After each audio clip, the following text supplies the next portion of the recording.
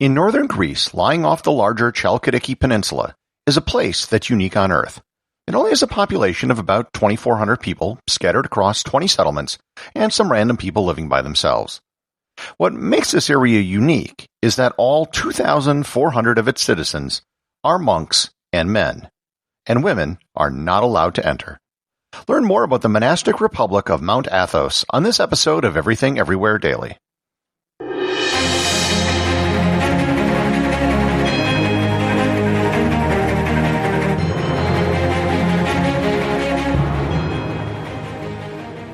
This episode is sponsored by the Travel Photography Academy.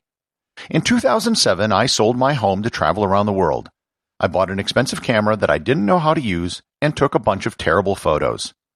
Several years, 100 countries, and tens of thousands of photos later, I'd improved my photography to the point where I was winning national awards, being named Travel Photographer of the Year 3 times in North America. I created the Travel Photography Academy so you don't have to spend the many years that I did to improve your photography.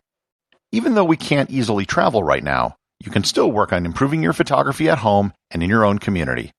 Just go to travelphotographyacademy.com or click on the link in the show notes to start improving your photography today. As you might expect from most places in Greece, there's a lot of history around Mount Athos. The name Athos itself comes from Greek mythology. Athos was the name of one of the giants which challenged the Greek gods on Mount Olympus. The peninsula has a mention in the Iliad by Homer. Herodotus mentions that the entire Persian fleet was destroyed off its coast in the year 492 BC, sinking 300 ships and killing 20,000 men. The Persian king Xerxes I tried to cut a canal across the peninsula to let his ship through to avoid the rough seas off the peninsula's tip.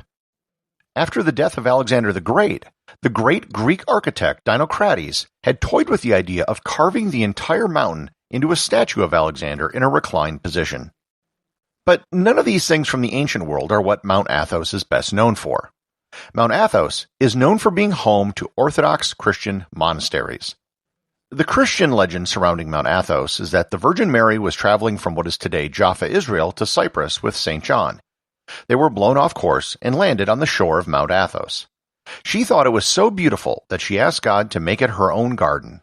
From that moment, the peninsula was dedicated to Mary, and as such, it was out of bounds to all other women. When Christians actually arrived on the peninsula is unknown, but it was probably around the 3rd or 4th century when there were still pagans living in the area. The Islamic conquest of Egypt in the 7th century closed many of the Orthodox monasteries there, and monks from those monasteries found a new home on Mount Athos. The number of monasteries on the peninsula grew over time, and in the 9th century, a decree by the Byzantine Emperor Basil I declared that it was a place of monks and that no lay people were allowed.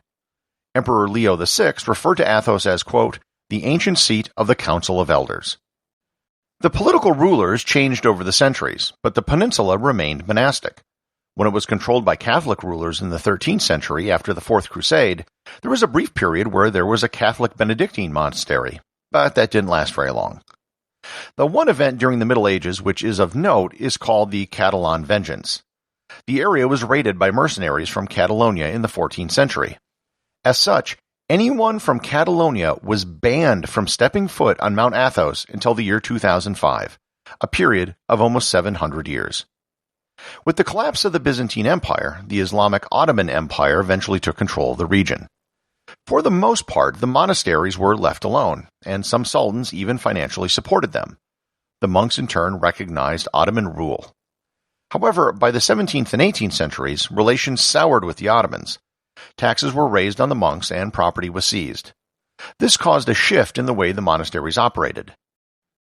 They shifted from cenobitic monasticism, which is communal ownership of everything, to idiorhythmic monasticism, which is basically living like a hermit.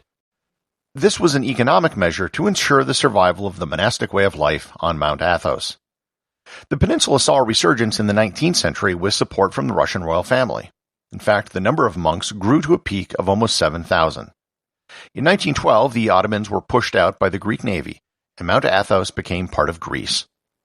Mount Athos mostly avoided the turmoil of the 20th century. Hitler gave a personal guarantee of protection in World War II. During the Greek Civil War, which came after, the communists also left the peninsula alone.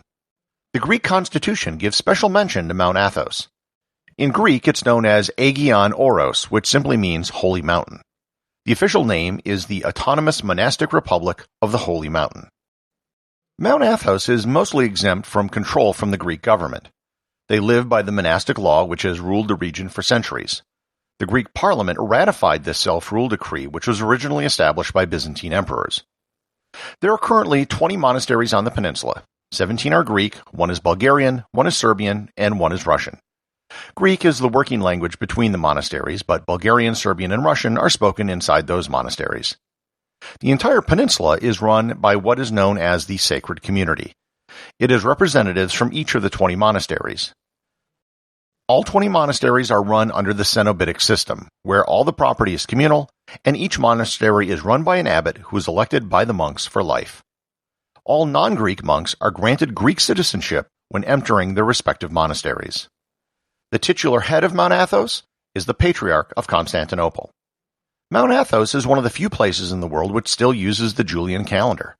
They use a revised Julian calendar, which is, as of now, on the same date as the Gregorian calendar, and here I'll refer you to my episode on that subject. Of course, the thing that gets the most attention about Mount Athos is its prohibition on women.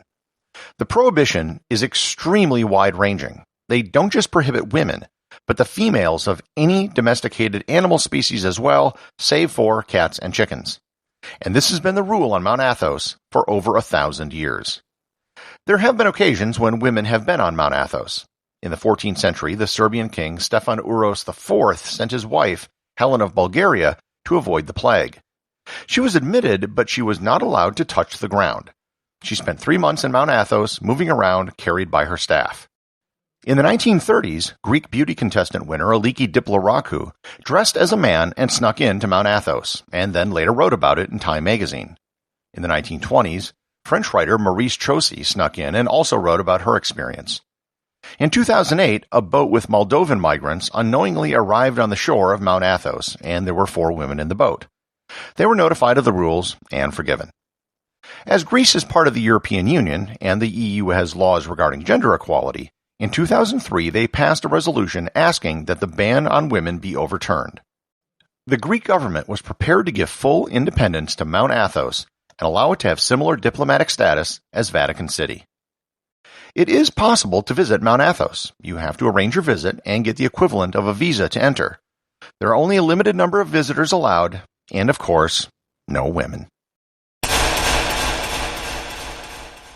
The associate producer of Everything Everywhere Daily is Thor Thompson. If you'd like to support the show, please donate over at patreon.com. There is content only available to supporters, merchandise, and even opportunities for a show producer credit.